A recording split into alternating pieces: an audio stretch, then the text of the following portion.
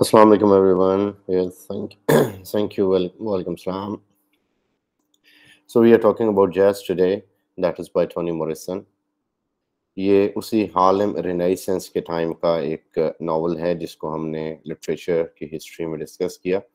So ये Harlem renaissance was about the new Negro movement जो कि अमेरिका में शुरू हुई और इसमें jazz music was very popular. That was by the like Saffron people, black people, उनकी तरफ से initiate हुआ and it was really very popular in America in those days. So jazz जो है basically is not only music, ये एक character की तरह रोल प्ले करता है इस पूरे नॉवल के अंदर. It is everywhere जहाँ पे ये कैरेक्टर्स जाते हैं वहाँ पे jazz music is heard or it is role of narrator. It performs the role of narrator, character or a background theme which is everywhere. जो नॉवल है बेसिकली ये है स्ट्रीम ऑफ कॉन्शियसनेस में, so it becomes really difficult in order to understand it when reading or when read chronologically. So उसलिए हमें थोड़ी सी effort करनी पड़ती है, थोड़ा सा इसको समझना पड़ता है. So इसमें इसको chronological लेवल पे मैंने यहाँ पे लाके रखा आपके लिए. So ये ओपन होता है ब्लैक मैनहट्टन नेबरहुड में, हार्लेम या न्यूयॉर्क के एक ब्लैक मैनहट्टन नेबरहुड में, जहाँ पे ईयर इज 1926 और एक ठंडी सुबह है. सो एक औरत जिसका नाम वॉयलेट है उसने अपने बर्ड केजेस जो हैं उनको खोल दिया और सारे परिंदों को उड़ा दिया.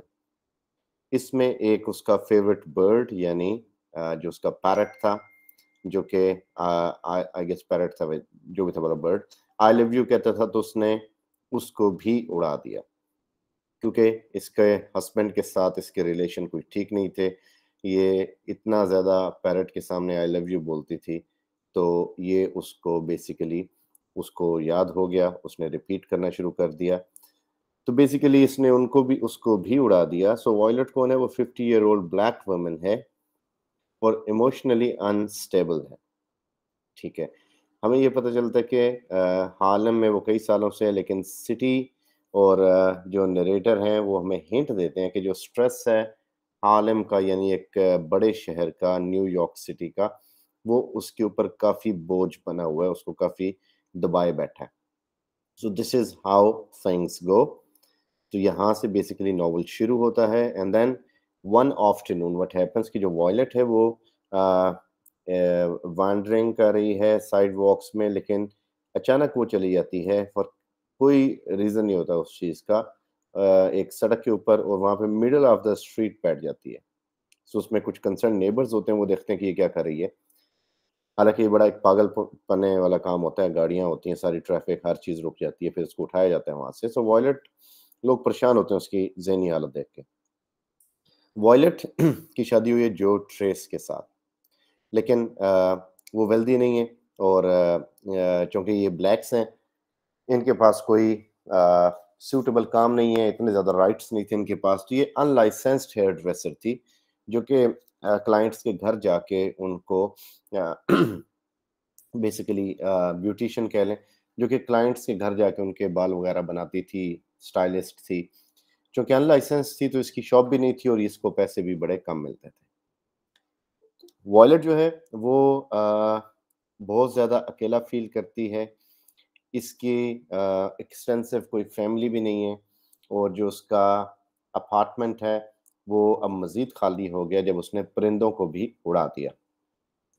सो वॉयलेट जो है वो अपनी फिर ग्रैंड मदर के बारे में सोचती है जो कि साउथ में थी, और फिर उसके अंदर जिसके बहुत सारे बच्चे थे, तो फिर इसके अंदर अचानक अर्ज पैदा होती है फैमिली बिल्ड करने की. तो वो कहती है कि शायद इस वजह से उसके और उसके हस्बैंड के बीच में जो एक गैप आ चुका है, शायद वो गैप फिल हो जाए अगर ये फैमिली प्लान करते हैं तो.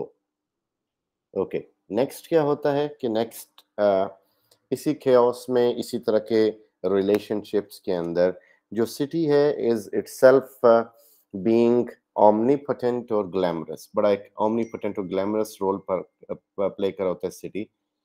सो इसके अंदर वी गेट टू नो कि जो इस सिटी के स्क्रैपर्स के नीचे डोरकस का जो भूत है وہ ان دونوں میاں بیوی کو ٹریسز کو یعنی جو ٹریس اور اس کی وائف وائلٹ ان دونوں کو ہانٹ کر رہا ہوتا ہے.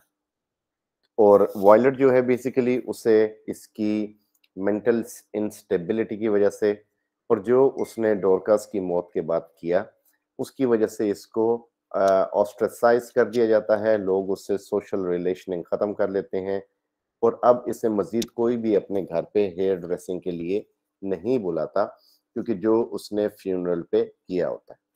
اب ڈورکس کون تھی؟ ڈورکس اس کے ہسبینڈ جو ٹریس کی مسٹریس تھی، گرل فرینڈ تھی. اور جب اس کو پتہ لگا اس سارے افیئر کا، بائی دیٹ ٹائم ڈورکس مر چکی تھی، تو اس نے اس کے فیونرل پہ جا کے اس کی باڈی کو، اس کے فیس کو سلیش کرنے کی کوشش کی چاقو سے. تو اس وجہ سے لوگوں نے اس سے بالکل ہی قطع تعلقی کر لی کہ یہ خاتون اپنے مینٹل کسی امبیلنس کا شکار ہے. اوکے، اب پھر آگے فردر کیا ہوتا ہے کہ جو ڈورکس ہے وہ میلونی کے پاس جاتی ہے. میلونی ایک آنٹ ہے جو کہ ڈورکس کی آنٹ تھی، جس کے پاس ڈورکس رہا کرتی تھی. کیونکہ یہ اسٹریم آف کانشیسنیس ہے اسی لیے ایونٹس تھوڑے سے آگے پیچھے ہیں. میں کوشش کر رہا ہوں کہ آپ کو کرونالوجیکلی اس کے بارے میں بتا دوں. برحال شروع میں جو ہوتا ہے وہ اس میں یہ ہوتا ہے کہ یہ دونوں ہسبینڈ اور وائف یہ آتے ہیں بالٹیمور سے نیو یارک میں، چونکہ بہت سارے لوگ وہاں سے سیٹل ہوتے ہیں اور یہاں پہ آ کے رہتے ہیں ہارلم میں، منہیٹن میں اور اس جگہ پہ. سو اس سے کیا ہوتا ہے کہ ان میں یہ دو بھی شامل ہوتے ہیں. جب یہ دونوں وہاں سے آتے ہیں تو ان کو لگتا ہے بڑا کوئی ہنی مون ٹرپ پہ جا رہے ہیں اور اس ہنی مون ٹرپ کی وجہ سے ان کو اپنی لائف بڑی خوبصورت ہوتی نظر آتی ہے. لیکن آگے آ کے اس کے مس کیریجز ہوتے ہیں، ایسا ایسا یہ دونوں ایک دوسرے سے دور ہوتے رہتے ہیں. جو ٹریس ایک سیلز مین ہوتا ہے جو اسی میلونی نامی خاتون کے گھر پہ جاتا ہے اور وہاں پہ اس کی ملاقات ڈورکس سے ہوتی ہے. سو ڈورکس نے فرسٹ ٹائم ایک یعنی اس کا انٹریکشن ہوتا ہے میل کمیونٹی سے. فرسٹ ٹائم کیوں ہوتا ہے؟ کیونکہ ڈورکس کی ماں کو انہی بلیک اور وائٹس کے رائٹس کے اندر گھر میں جلا دیا جاتا ہے زندہ. تو یہ اپنی آنٹی کے ساتھ نیو یارک میں آ جاتی ہے. تو آنٹی بڑی اوور پروٹیکٹڈ ہوتی ہے اور وہ اس کو کبھی بھی باہر نہیں جانے دیتی. ہینس اس کی کسی میل کمیونٹی سے ملاقات نہیں ہوتی. فرسٹ ٹائم جب وہ ٹریس کو دیکھتی ہے، جو ٹریس کو جو عمر میں اس سے بہت بڑا ہے، تو وہ اس سے پیار ہو جاتا ہے، اسے دونوں ایک دوسرے کے بڑے قریب آ جاتے ہیں. تو بہرحال اس کے بعد جب وہ سارا کچھ ہوتا ہے، افیئر سامنے آ جاتا ہے، اس کو مر جاتی ہے ڈورکس. ہم دیکھیں گے کیسے مر گئی. اور اس کے بعد یہ اس کے فیس کو سلیش کرتی ہے. تو اس کے بعد یہ جاتی ہے میلونی کے پاس. میلونی کون ہے؟ Malvonne is basically lady. پہلے میں نے اس کو آنٹ کہہ دیا تھا، that is Alice Manfred, so that's my mistake. یہ ایلس مینفریڈ ڈورکس کی آنٹ ہوتی ہے جو اس کو لے کے آتی ہے، جس کی سسٹر جل جاتی ہے. میلونی وہ ہے جس کا اپارٹمنٹ ایک لو نیسٹ کے طور پہ یوز کیا جاتا ہے، جہاں پہ جو ٹریس اور ڈورکس کچھ ٹائم گزارتے تھے. تو انہوں نے منتھلی رینٹ پہ لیا تھا، لیکن ہر once a week they would go there and they would spend time. تو یہ اس کے بعد پھر میلونی سے ملنے کے بعد ڈورکس جو وائلٹ ہے اسے ڈانس میوزک جو کہ ڈورکس کو پسند تھا وہ اس کو سرچ کرتی ہے اور اس کی لائف کے ایونٹس کے بارے میں اس کو اسٹڈی کرتی ہے. اور اس کے بعد اس کا ایک فوٹوگراف لے لیتی ہے. فوٹوگراف اس نے اپنے گھر میں سجایا ہوتا ہے ایک مینٹل پیس کے اوپر. ڈورکس جو ہے اس سے گولی لگتی ہے، اور گولی کون مارتا ہے؟ دیٹ از جو ٹریس. جو ٹریس گولی مارتا ہے، اور جو ٹریس کی گولی کی وجہ سے وہ کیوں مارتا ہے؟ بیسیکلی اس کا جو ہے ڈورکس کا بیسیکلی in a way کہ sorry I was out of my mind. We were here. Okay, جو ٹریس گولی مار دیتا ہے ڈورکس کو. وہ کیوں گولی مارتا ہے؟ بیسیکلی وہ اس لیے گولی مارتا ہے کیونکہ ڈورکس جب باہر نکلتی ہے تو جو کے بعد اس کو اور لوگ بھی نظر آتے ہیں جو کے اندر اس کی فیلنگز تھوڑی سی کم ہونا شروع ہو جاتی ہیں. سو جو اس چیز کو برداشت نہیں کر سکتا اور ایک کلب میں آ کے جہاں پہ ڈورکس ڈانس کر رہی ہوتی ہے وہ اسے گولی مار دیتا ہے. خیر اس کے بعد یہ ہے کہ اسے ہانٹ کرتا ہے یہ گولی مارنا. وائلٹ بھی نہیں سو سکتی کیونکہ اس سارے کام کے بعد جو ٹریس بھی نہیں سو سکتا. تو یہ دونوں انزومنک ہو جاتے ہیں اور بڑا سفر کرتے ہیں اس چیز سے. اب پاسٹ میں بتایا گیا کہ دونوں ٹریسز سے یہ فیلڈ ورکرز سے ویسپر کنٹری میں ورجینیا میں. اور soon after meeting Violet under a walnut tree, جو نے پرپوز کیا اس کو وائلٹ کو, اور یہ وہاں سے ہارلم میں موو ہوئے. یہ آج سے 20 سال پہلے کی بات ہے. سو اس شروع میں جو پیشن تھا اٹ واز ویری گڈ, یعنی بہت اچھا پیشن تھا. اور مین وائل اس میں اس کو ایک مسٹیریس وومن بھی ملتی ہے جو کہ بشز میں ہوتی ہے, جس کے بارے میں شاید گمان ہے کہ اس کی ماں ہو سکتی ہے. سو جو ٹریس جو ہے وہ آرفن ہوتا ہے, اور وہ اس مینٹلی انکیپیسیٹیڈ خاتون کو اپنی مدر سمجھتا ہے, کیونکہ اس نے اپنا نام ٹریس رکھا ہوتا ہے کہ ہی از بین ٹریسنگ ہز پیرنٹس. تو یہ اپنے پیرنٹس کو ڈھونڈ رہا ہوتا ہے ہمیشہ. اوکے, سو اب اس میں ڈورکس کے ساتھ جو اس کی ہے وہ اس لیے بانڈ زیادہ ہوتا ہے, بن جاتا ہے جو کا, کیونکہ ڈورکس بھی مدر لیس ہوتی ہے اور جو بھی مدر لیس ہوتا ہے. سو یہ جو برل شکاگو سائٹ سے آئی ہوتی ہے, کیونکہ وہاں پہ اس کی فیملی کو جلا دیا جاتا ہے. اس کے بعد یہ ہوتا ہے کہ اس کو اچانک ڈورکس کی ہمیں میموری سنائی دیتی ہے, جس میں وہ اپنی فرینڈ کے گھر گئی ہوتی ہے, نیبر کے گھر, اور اس کو وہاں سے اپنے گھر میں آگ لگی نظر آتی ہے. اس کی پیرنٹ ماں اور اس کی فیورٹ ڈال وہاں پہ جل جاتے ہیں. ایلس منفریڈ آتی ہے جو کہ سسٹر ہے اس کی مدر کی, وہ ڈورکس کو اپنے ساتھ لے آتی ہے اور اس کا بڑا خیال رکھتی ہے, اور وہ اس کو بڑے عجیب و غریب کپڑے پہناتی ہے تاکہ اس میں کسی کا انٹرسٹ نہ ڈیولپ ہو اور یہ بھی کسی میں انٹرسٹ نہ لے سکے.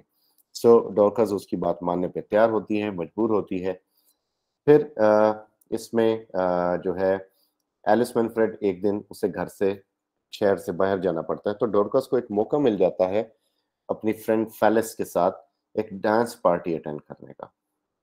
سو وہاں پہ یہ ہوتا ہے کہ اس کی ظاہر آؤٹ لک کی وجہ سے لوگ اس کو ریجیکٹ کر دیتے ہیں, اور آفٹر دیٹ جو ٹریس ہے وہ سین پہ آتا ہے اور ان کی آپس میں محبت ڈیولپ ہو جاتی ہے. سو بیسیکلی یہ جو ہے that is story in different manner. اس کو let me not confuse you any more, اور ہم اس کو بھی دیکھتے ہیں تھوڑا سا کرونالوجیکل مینر کے اندر, if we can get that.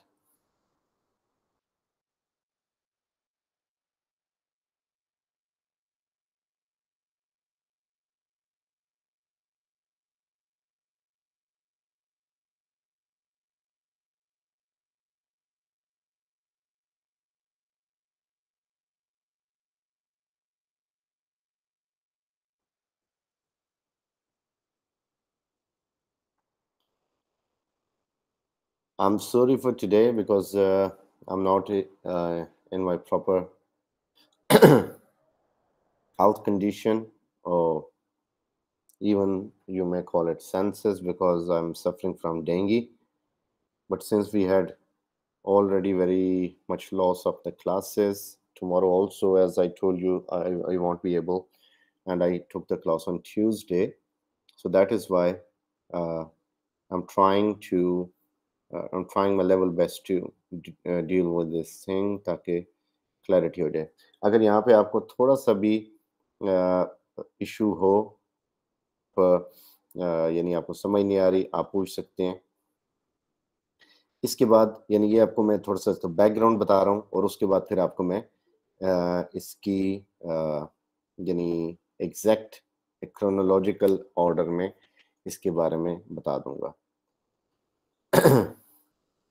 Okay, so let's first talk about no issue. So main کیا ہوتا ہے کہ اس میں we get to know کہ یہ بیسیکلی جتنے بھی یہ ساری فیملی ہسٹری ہے that plays an important role. So Violet کی جو فیملی ہسٹری ہے وہ ہمیں ایک تھرڈ پرسن نریٹر کے ذریعے سنائی دیتی ہے یا سنائی جاتی ہے. وائلٹ کا جو چائلڈہڈ ہے اس میں یہ ہوتا ہے کہ اس کا فادر جو ہے اس نے اپنی فیملی کو ڈیزرٹ کر دیا, بہت سارے ڈیٹس تھے اس کے سر پہ, اور وائلٹ کی جو مدر تھی روز ٹیئر, وہ بیسیکلی ساری عمر اس نے اپنے ہسبینڈ کے دور ہونے کی وجہ سے کریڈیٹرز کو سہا اور اس کے بعد اس نے فائنلی خودکشی کر لی. سو اس کی جو روز ڈیئر ہے اس کی مدر جو ہے that is True Belle. So True Belle جو ہے وہ بیسیکلی روز ڈیئر کی ماں ہوتی ہے. جب وہ آتی ہے تو اس کی بیٹی سیوسائڈ کر لیتی ہے اور اس کے بعد خیر یہ اس کی جو نانی ہے بیسیکلی وائلٹ کی, یہ ان لوگوں کو پالا کرتی ہے. اس کے بعد پھر یہ جو ٹریس کا ایشو ہوتا ہے جہاں پہ یہ ملتے ہیں. no issue we'll continue it, no issue at all. اب بیسیکلی اب میں آتا ہوں کرونالوجیکل ریفرنس کی طرف. So you have to be very attentive to see this کیونکہ things are going to be bit complex. اب جو ٹرو بیل ہے, ٹرو بیل کون ہے؟ Trubel is maternal grandmother of Violet. Violet کی جو مدر ہے اس کا نام ہے like she is rows dear اور روز ڈیئر کی مدر ہے true Belle. So True Belle جو ہے یہ بیسیکلی ایک سلیو تھی ویسپر کنٹری میں, بالٹیمور میں. اوکے, یہ اس کو 1888 میں فری کیا گیا اور یہ اس کے بعد واپس آ گئی. اس سے پہلے کیا تھا کہ یہ ویرا لوئس گرے یہ اس کو سرو کر رہی تھی. ویرا لوئس گرے کرنل ورڈز کی بیٹی تھی. جو ویرا لوئس گرے تھی بیسیکلی اس کا افیئر ہو جاتا ہے اپنے ہی ایک بلیک ملازم کے ساتھ, سلیو کے ساتھ, کیونکہ وہ وائٹ ہوتی ہے. اس کا افیئر ہو جاتا ہے اپنے ملازم کے ساتھ اور یہ اس کے فادر کو یہ بات نہیں پتا ہوتی. رزلٹ کیا نکلتا ہے کہ جب یہ چیز سامنے آتی ہے اس کے, تو وہ بائی دا ٹائم یہ جو ہے ویرا لوئس گرے یہ پریگننٹ ہوتی ہے کرنل ورڈز کی بیٹی, تو اس کو وہ نکال دیتا ہے اپنے گھر سے بدنامی کی وجہ سے. اس کے لائک ایلیسٹ ریلیشن والے ہسبینڈ کو بھی نکال دیتا ہے. اور یہ جو خاتون ہوتی ہے ٹرو بیل جو وائلٹ کی نانی ہے, اس کو اس کے ساتھ بھیج دیتا ہے کہ اس کا خیال رکھنا. خیر جو ویرا لوئس گرے ہے وہ وہاں سے نکلتی ہے اور جو بچے کو جنم دیتی ہے اس کا نام گولڈن گرے ہوتا ہے. گولڈن گرے اس لیے کہ گولڈن بھی ہے اور گرے بھی ہے, تو یہ اس وجہ سے اس کا نام گولڈن گرے رکھا جاتا ہے. وہاں پہ ویرا جو ہے وہ الگ رہتی ہے اور اس کی اپنے ہسبینڈ یا جو بھی کہہ لیں ہنری لیسٹرائے, اسے ہنٹر بھی کہا جاتا ہے, ہنری لیسٹرائے بھی کہا جاتا ہے, لیسٹرائے بھی کہا جاتا ہے. اس کے ساتھ کوئی ریلیشن نہیں ہوتا, یعنی دور ہوتی ہے اس سے. خیر گولڈن گرے جو ہے وہ بڑا ہوتا ہے اور اب وہ اپنے باپ کو ڈھونڈنے کے لیے نکلتا ہے. جب وہ آتا ہے اپنے باپ کو ڈھونڈنے کے لیے تو اس کو پتہ چلتا ہے کہ وہاں پہ ایک نیکڈ ویمن کہیں پہ چھپی بیٹھی ہے اور وہ پریگننٹ ہے, یعنی آلموسٹ اس کا بیبی ہونے والا ہے. سو یہ اس کو اٹھا کے ایک قریب ہی ایک پلیس ہوتی ہے, ایک بڑا سا ایک اسٹور ہاؤس کہہ لیں, بان کہہ لیں, وہاں پہ لے کے آتا ہے اس کو. تو وہاں پہ وہ دیکھتا ہے کہ یہاں پہ جو ہنری لیسٹرائے یعنی اس کا ایکچوئل فادر, یہ اس کی پلیس ہوتی ہے. تو وہاں پہ جب وہ اکٹھے ہوتے ہیں, مین وائل وہ جو خاتون ہے وہ بیبی کو جنم دینے والی ہوتی ہے, تو ادھر ہی اسی کشمکش میں دونوں کو پتہ لگتا ہے کہ ہم دونوں باپ بیٹے ہیں. تو یہ جو خاتون ہے اس کے بارے میں شاید کہا جا سکتا ہے کہ یہ جو ٹریس کی مدر تھی. تو اب ہمیں تھوڑا سا کلیئر ہو گیا کہ جو ٹریس کی مدر کون تھی. یہ الگ بات ہے کہ اس کے بعد وہ اس سے جو ٹریس اس کے قریب نہیں رہتا اور وہ اس کو ملتا بھی نہیں ہے, اور جو مدر ہے اس کی یعنی وائلٹ کی, اس کی مدر ٹرو بیلے, وہ جب فری ہوتی ہے ویرا لوئس کی خدمات سے, جب اس کی سلیوری ختم ہوتی ہے تو واپس ویسپر کنٹری میں آ جاتی ہے اپنی جگہ پہ. وہاں پہ اس کی بیٹی روز ڈیئر جو کہ آلریڈی بڑی پریشانیوں کا شکار ہوتی ہے, اپنے بچوں کی وجہ سے زندہ ہوتی ہے, صرف ورنہ اس کا ہسبینڈ اسے کسی قابل نہیں چھوڑا ہوتا, اس نے بہت سارے قرضے دینے ہوتے ہیں, تو وہ کنویں میں چھلانگ دے کے مر جاتی ہے.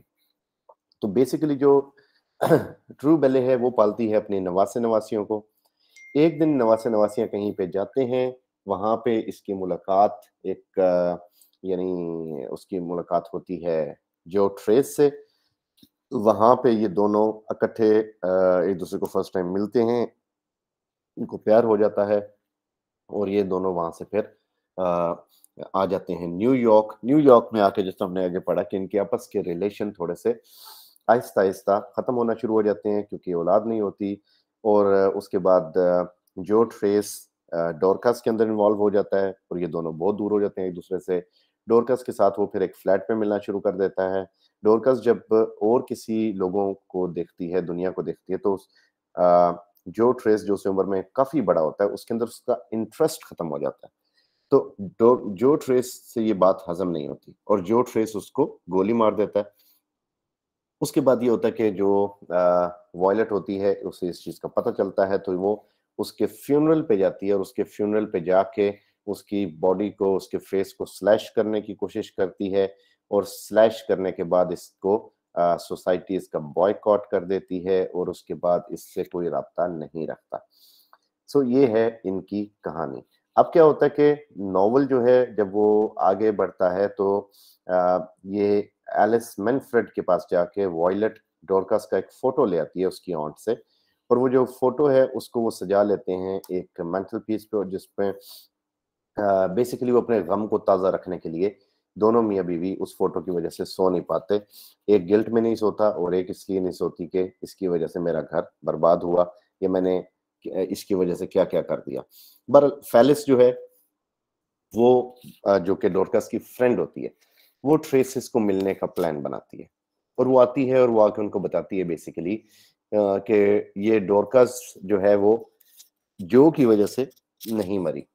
وہ کہتے ہیں کہ اس نے جب اسے شوٹ کیا تو وہ اس کے شولڈر میں لگا، وہ بچ سکتی تھی، لیکن وہ جان کے نہیں بچی کیونکہ وہ اس کا دنیا میں کوئی انٹرسٹ نہیں تھا۔ حالانکہ اگر ایمبولینس کو بلانے دیتی تو ہم اسے سیو کر سکتے تھے، تو لیکن وہ ایکسیسو بلیڈنگ کی وجہ سے مری، اپنی ذات کی وجہ سے مری، اپنی مرضی کی وجہ سے مری۔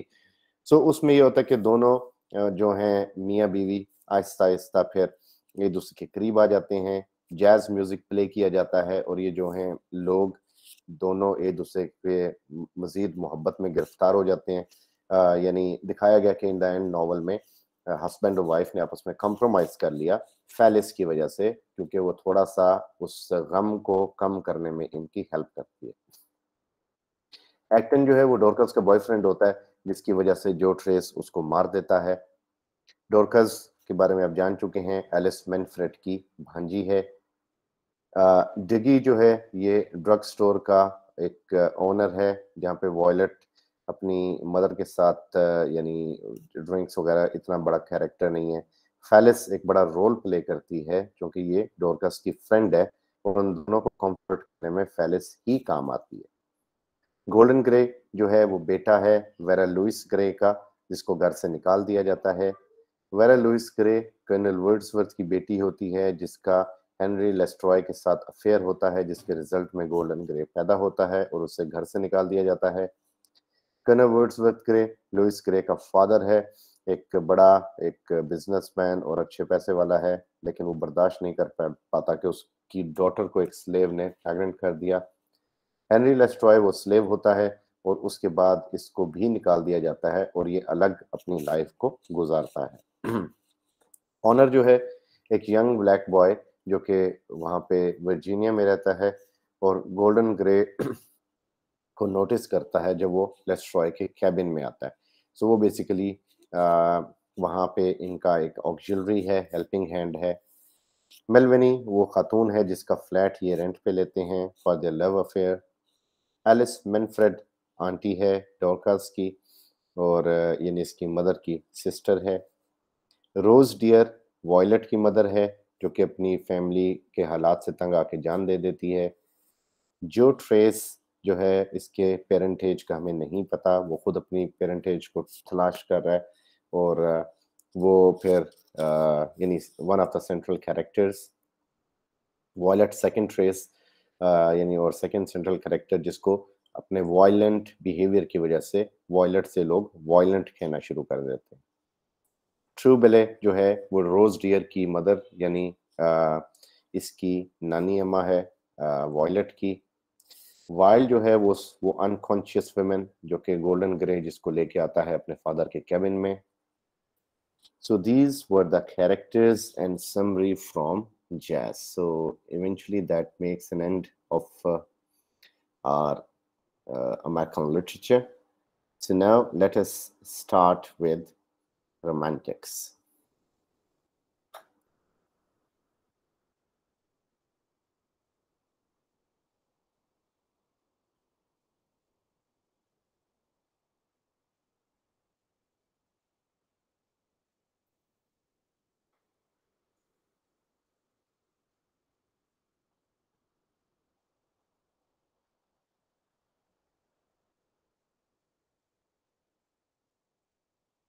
اوکے جی ولیم ورڈسورتھ. آپ کو جو چیز نہیں سمجھ آتی بیچ میں, you can stop me 1000 times and you can ask me. So that is your right. تو آپ لوگ ضرور پوچھا کریں. So we are starting with Wordsworth. Wordsworth جو ہے, that is known, he is known as the poet of nature, prophet of nature. Basically he was the pantheist, جو کہ نیچر میں خدا کو دیکھتا تھا, مدر کو دیکھتا تھا. مدر نیچر کہتا ہے وہ نیچر کو. born in 1770, died in 1850. کافی لمبی عمر پائی, almost 90, almost بہت سارے years. اور اس کے بعد لیریکل بیلٹ 1798 میں جو لکھے گئے, اس کی وجہ سے اس کی اور کولرج کی ایک پہچان بنی. So that was basically start of romantic revolution. So English romantic movement جو ہے وہ اس سے اسٹارٹ ہوئی. سو ورڈورتھ جو تھا لیک ڈسٹرکٹ میں پیدا ہوا انگلینڈ میں, جو کہ انگلینڈ کے نارتھ میں ہے. اور he was second of 5 children of modestly prosperous estate manager. تو ماں اس کی بڑی جلدی عمر میں فوت ہو گئی, اور فادر بھی جب 13 سال کا تھا یہ, تو اس کا فادر بھی فوت ہو گیا. اور پھر یہ اپنے گارڈین انکل کے پاس رہے, اور لیک ڈسٹرکٹ میں اس نے بچپن گزارا, تو اس لیے اس کو بڑا پیار ہے اس علاقے کے ساتھ. ارلی ایجوکیشن لٹریچر میتھمیٹکس میں لی, اور اس کے بعد پھر جو بوائےہڈ پلیئرس تھیں اس کے لیے ہی ریمین آؤٹ ڈورس, اس کی آؤٹ ڈور ایکٹیویٹیز تھیں. جو انگلش لیکس تھیں وہ like it was good phenomena for ہم. اور اس میں وہ کہتے ہیں کہ I grew up fostered like by beauty and by fear. So وہ نیچر کے بیوٹی اینڈ فیئر کے ایلیمنٹ کو بڑا ایک کنٹراسٹیو میرر میں لے کے آتا ہے, کہ اس کی جو پریلیوڈ ہے اس کے اندر بھی بیوٹی اینڈ فیئر یہ بڑے امپورٹنٹ ہیں. وہ چونکہ نیچر کو مدر نیچر کہتا ہے, تو اس لیے اس ماں برے کاموں پہ مارتی ہے, ڈانٹتی ہے, اچھے کاموں پہ پیار کرتی ہے. تو نیچر ورڈسورتھ کے لیے ایسی ہی تھی, جو کہ اس سے محبت بھی کرتی تھی اور اسے ڈراتی بھی تھی. پھر وہ آگے کہتا ہے کہ nature never did betray the heart that loved her.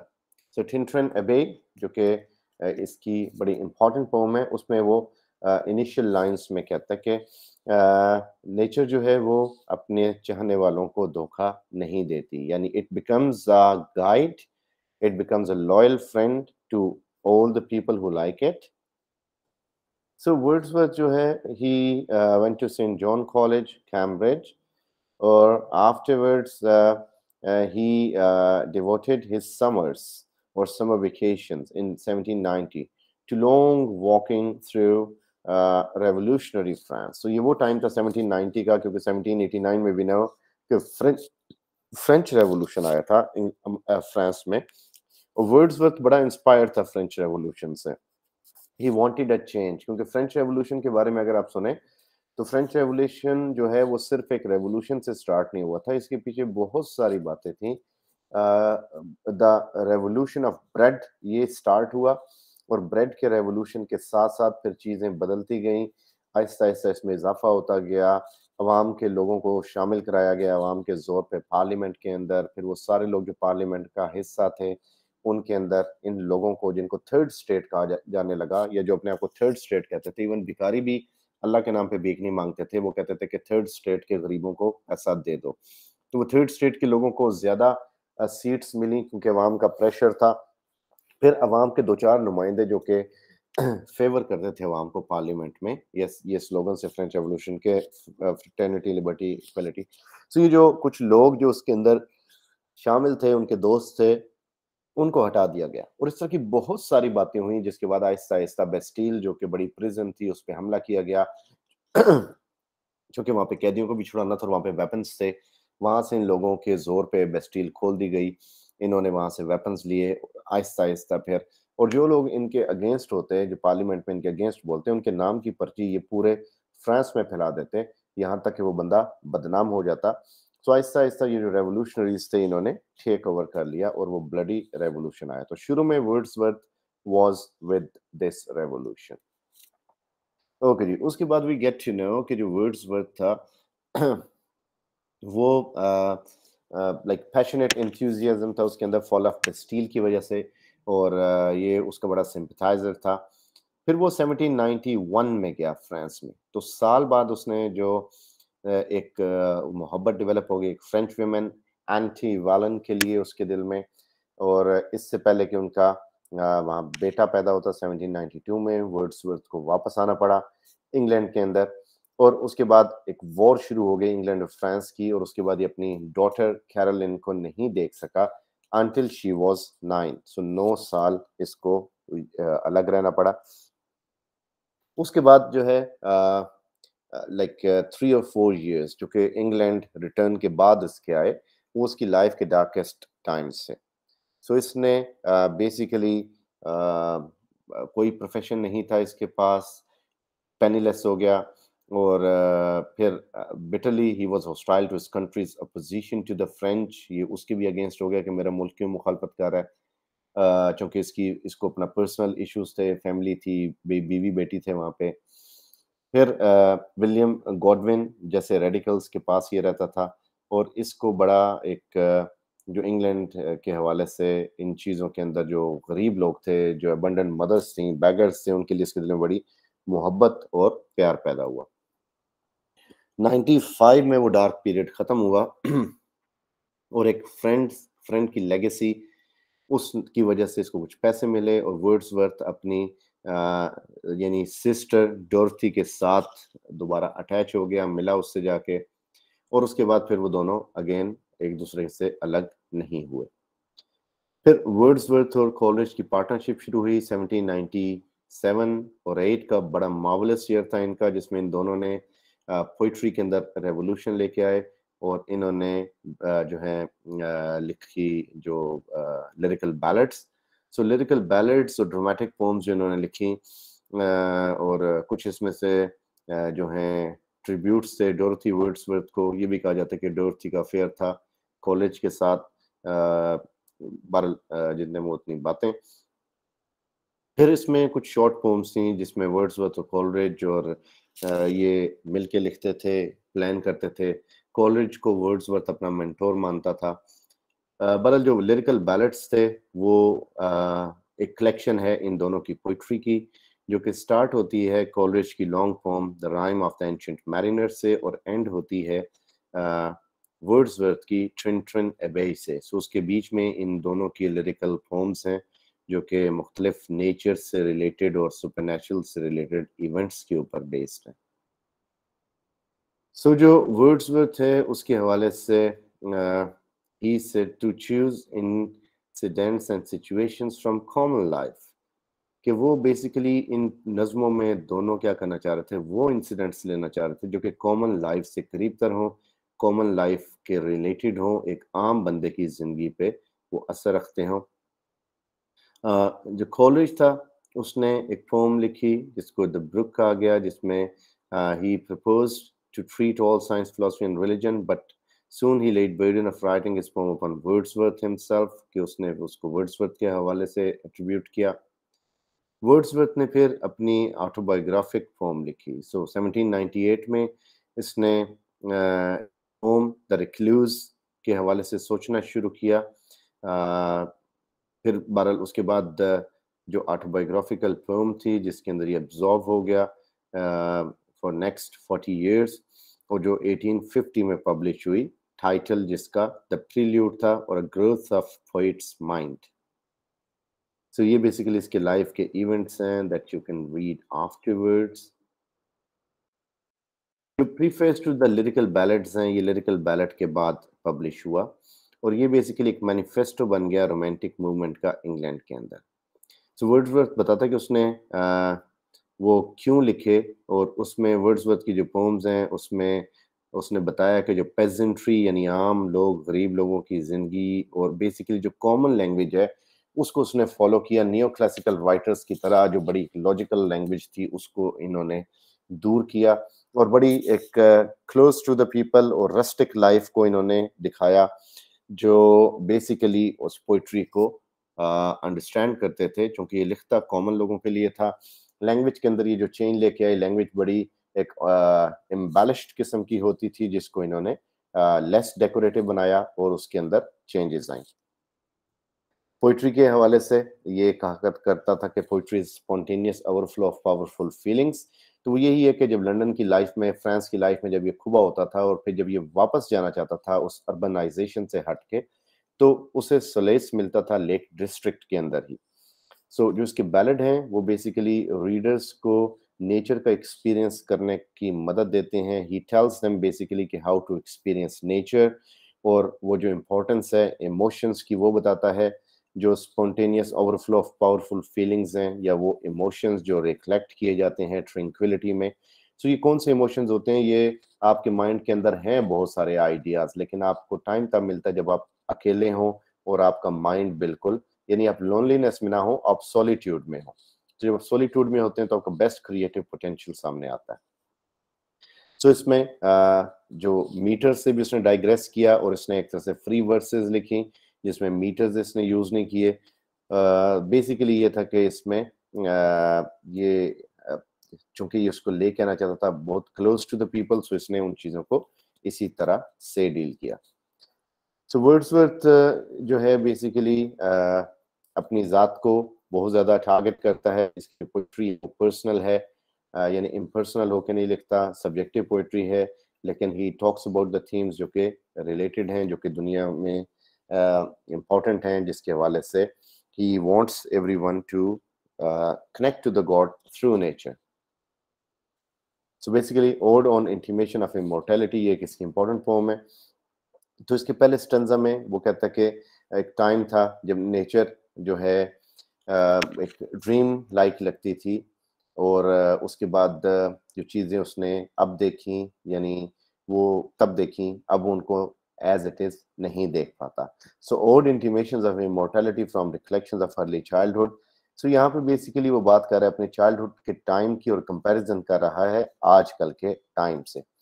Second اسٹرزا میں وہ کہتا ہے کہ وہ ابھی بھی رینبو کو دیکھتا ہے, ابھی بھی روز اتنا ہی پیارا ہے, مون ابھی بھی اتنی ڈیلائٹ دیتا ہے, لیکن وہ جو گلوری جو کسی زمانے میں اسے فیل ہوتی تھی نیچر کے اندر, اب وہ گلوری اسے ایز اٹ از فیل نہیں ہو رہی. تو یہ اس پہ پریشان بھی ہوتا ہے کہ نیچر کے اندر جو مجھے پہلے ایک پلیئر ملتی تھی بچپن میں, وہ اب کیوں نہیں مل رہی.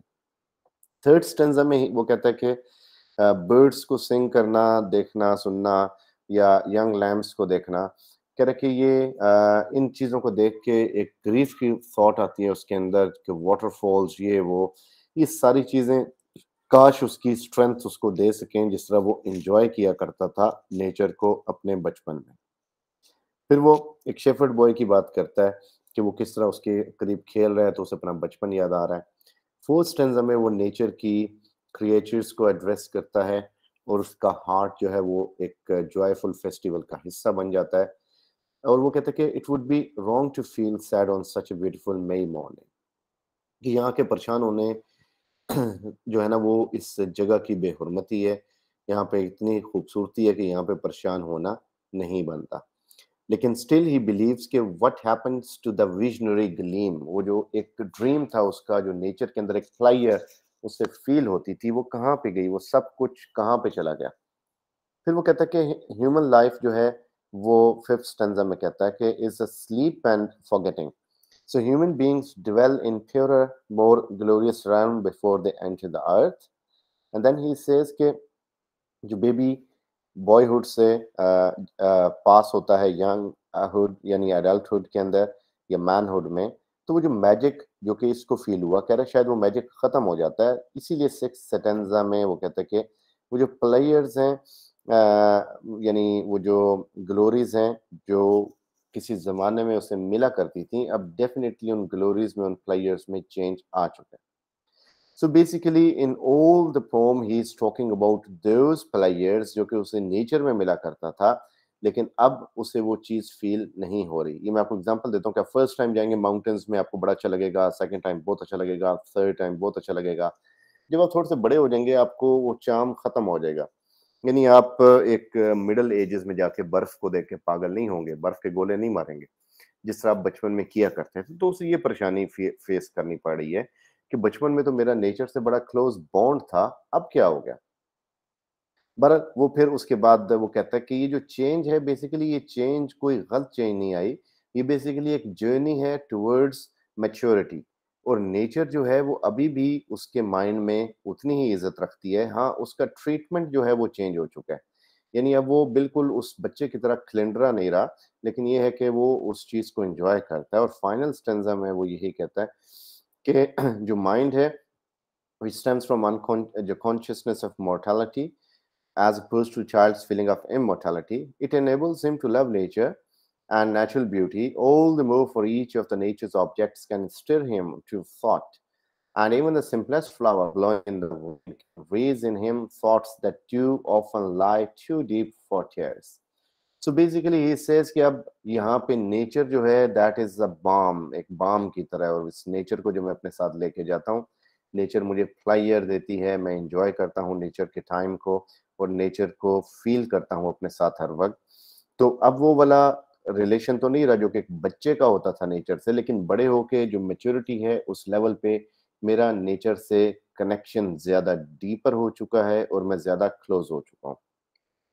اسی طرح اس کی جو ایک بک ہے پریلیوڈ, اس میں بھی یہی بات کرتا ہے, جس میں آٹوبایوگرافی لکھتا ہے اپنی, اس میں بھی وہ نیچر کے بارے میں ڈسکشن کرتا ہے اور کہتا ہے جو نیچر ہے basically it is so powerful کہ نیچر کے اندر we get to know so many things, کہ مدر لائک نیچر ہے, گاڈ لائک نیچر ہے.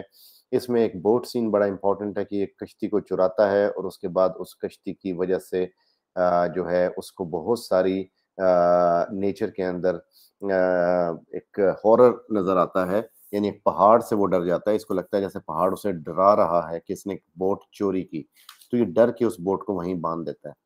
اور یہ کہتا ہے کہ مجھے لگتا ہے نیچر نے مجھے ڈانٹا چوری کرنے پہ. وہاں پہ جب یہ برڈز کے انڈے اٹھایا کرتا تھا تو اس پہ بھی اس کو ہوا اپنا تعاقب کرتے نظر آتی تھی, فیل ہوتا تھا. تو یہ کہتا ہے کہ نیچر مدر نیچر ہے, آپ کو ڈانٹتی بھی ہے, آپ کو مارتی بھی ہے, آپ کو پریشان بھی کرتی ہے, اور آپ کو اس لحاظ سے ایک طرح سے یعنی سپورٹ بھی کرتی ہے اور آپ کے غلط کام پہ آپ کی ٹھکائی بھی کرتی ہے. So this is what he believes.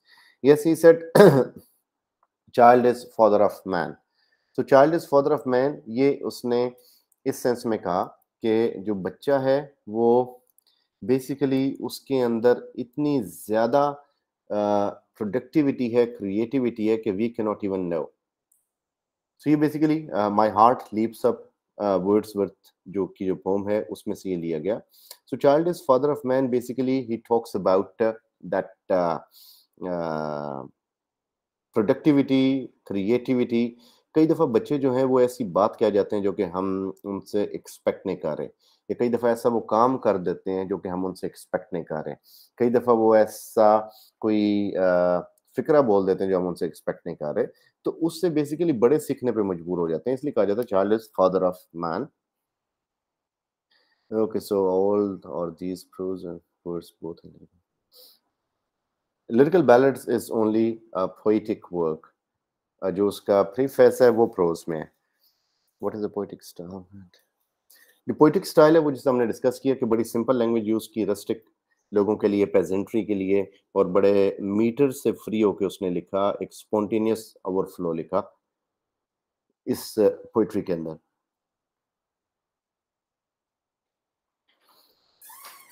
Okay, coming further, we have Coleridge.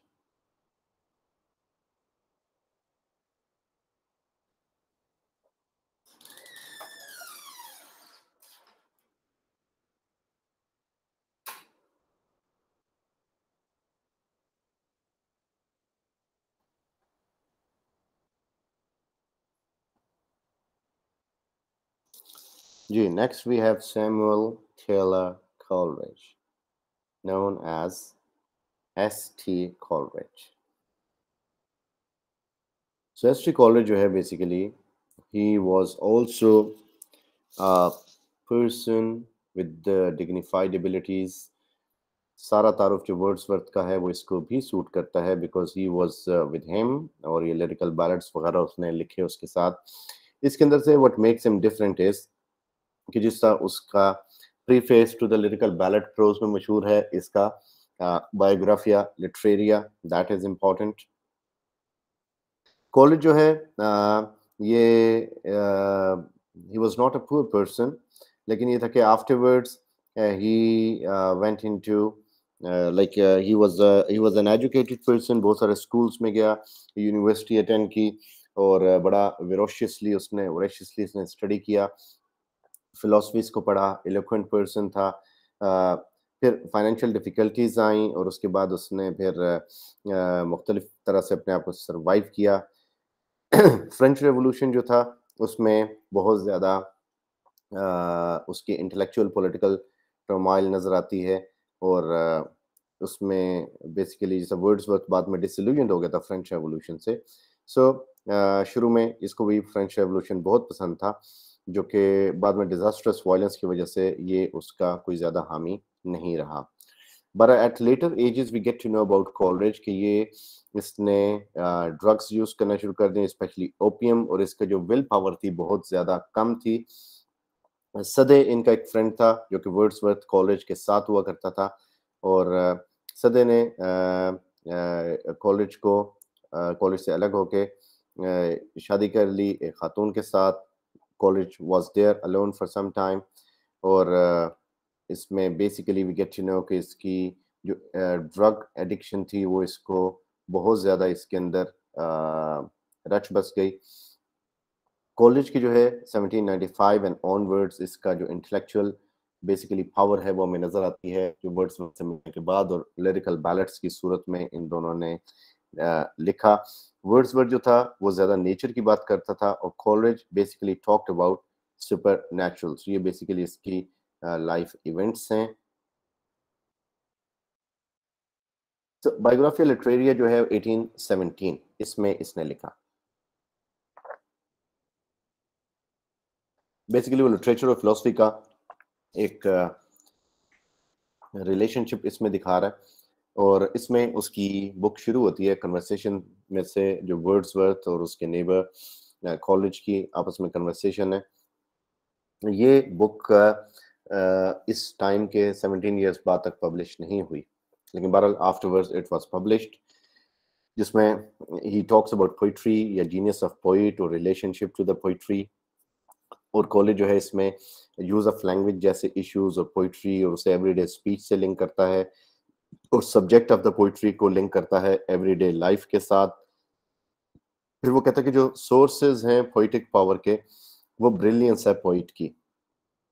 वो कहता है कि use of language, metre, rhyme और वो जो राइटिंग स्टाइल है पोइटिक डिक्शन का, तो यहाँ पे बेसिकली इन दोनों के दरमियान एक क्लैश आता है कि Wordsworth wanted simple use of language, लेकिन Coleridge believed in somewhat embellished use of language.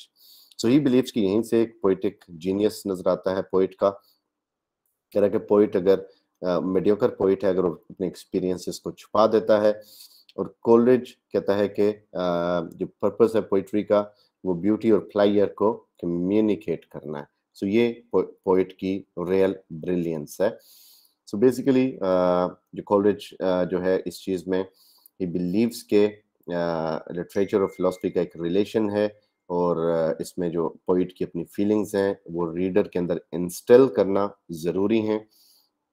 कुबला Khan एक इसकी बड़ी इंपॉर्टेंट पोम है जो इसने लिखी, और ये उसकी one of the greatest poems है। सो ये भी बेसिकली एक हेलुसिनेटरी पोम है जो कि इसने ओपियम के इन्फ्लुएंस में लिखी 1797 में, जो कि मंगोल रूलर और चाइनीज एम्पर कुबला खान के एक समर प्लेस में, जहाँ पे वो छुट्टियां गुजारा करता था या समर गुजारा करता था, जिसे ज़ेनाडू का नाम दिया गया।